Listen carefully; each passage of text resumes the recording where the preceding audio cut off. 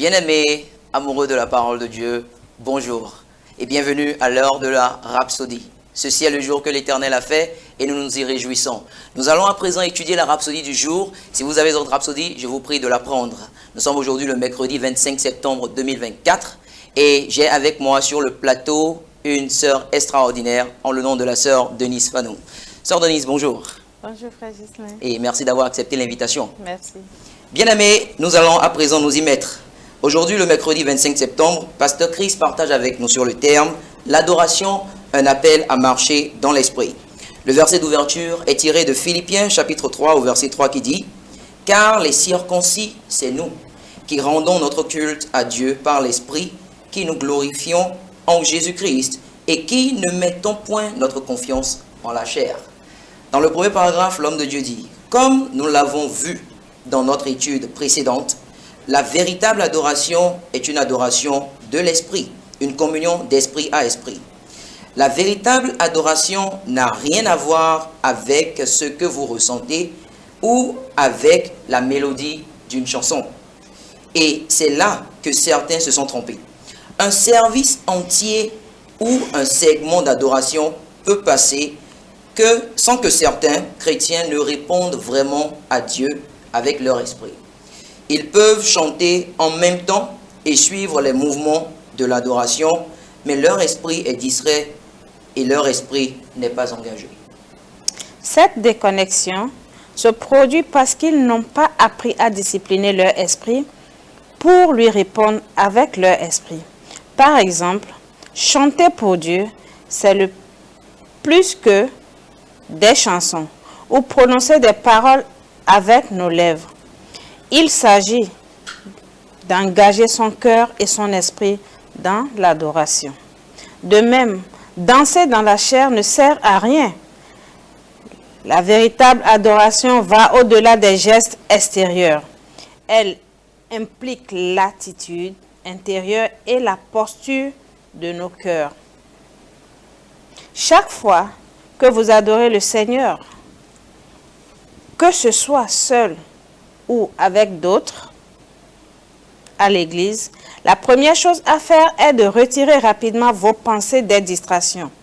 Engagez-vous activement et immédiatement avec votre esprit et connectez-vous sur le Seigneur en l'adorant en esprit et en vérité, et non pas en étant contrôlé par le rythme des tambours et des instruments de musique.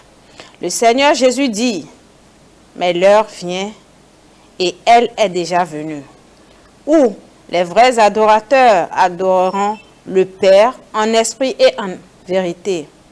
Car ce sont là les adorateurs que le Père demande. Dieu est esprit. Et il faut que ceux qui l'adorent en esprit et en vérité. Jean 4, versets 23 à 24.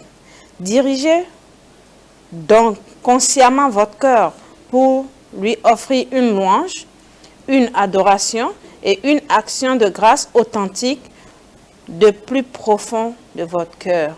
Alléluia. Pour finir, Pasteur dit, rappelez-vous que nous sommes appelés à marcher dans l'esprit.